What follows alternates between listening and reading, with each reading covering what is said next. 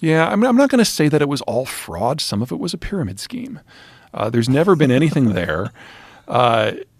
It serves no purpose. It's not a store of value. It's not a medium of exchange. And as we have seen, if you want it decentralized and not under government control, it is a haven for fraudsters. And now it is in the process of going to zero, except for Bitcoin, which will probably go negative, because if we're moving into a world with carbon taxes, you have to take into account the energy that it took to produce it in the first place. Well, that's certainly playing out with like FTX. Yeah. Where you're finding out that there'll be more. A house of cards. Yeah, do you feel like that's just sort of opened the door for people to examine all of crypto now? Oh yeah, absolutely. It's like as soon as you have one of the big ones go down, it's just go down catastrophically within a week. Yeah, I mean, there's no intrinsic value to this asset, and now it's starting to be priced appropriately. So it has what's Bitcoin at? 16,000. It has another 17,000 to go down. Duh. Really? Yeah. There's no intrinsic value to this product. And do you think that people have just inherently lost faith in the idea behind crypto because of FTX? Well, it became an ideology. And whenever you invest based on an ideology, you're going to make some decisions that are a little divorced from math. And what do you mean by ideology? Well, the people who really like crypto are convinced that it's the currency of the future and that a decentralized ledger is the way to go, and that anything that is controlled by a government entity is by definition a negative, and if it's done by the private sector freely, it will be better. And that's just not how currency works.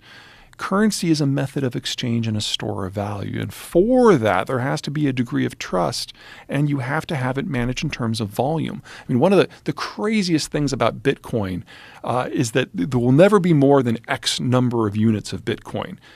Well, by default, that means it can't be used for trade, because the whole idea of economic activity is that there's expansion, which means you need more currency to lubricate and manage that expansion.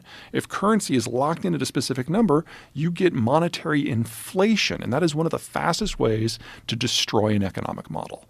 So because of the lack of Bitcoin, because there's a certain controlled number, the only thing that can happen is Bitcoin becomes more expensive. Right. And that means that the people who hold it are the ones that make the money, but everyone else suffers. I'm sorry, that's not viable.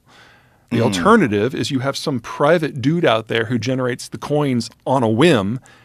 How is that different from the monetary reserve or the monetary authorities that we have at the Federal Reserve, except for the point that there's no accountability? No. Now, a lot of people have concern that the United States is trying to generate a centralized digital currency that they will control. The Federal Reserve disagrees with that statement. What do you mean? Well, they don't see a purpose. They don't see what need it fills. So there may be an argument for the Chinese doing a digital yuan so they can monitor each and every transaction. But, conspiracy theorists are going to conspiracy. That's just what they do. I was reading mainstream articles about the United States confirming that they're trying to develop a centralized digital currency. If you're talking about a digital exchange system, then I can see that. See if you can find something but something separate from the USD, no. This is what I only looked at the headlines of it because someone was sending it around and I didn't have the time because it was yesterday.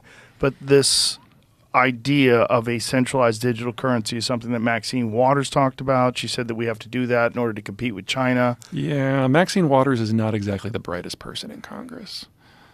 That's not saying a lot. Yeah, I know it's a low bar, but she passes it. Here I don't know if this is I'm just pulling up to see if this is what you're talking about. Digital dollar is something that makes sense. The idea of smoothing the connections within the plumbing of the financial system or moving beyond a physical currency at all, that all makes sense. That's kind of like the next step. But a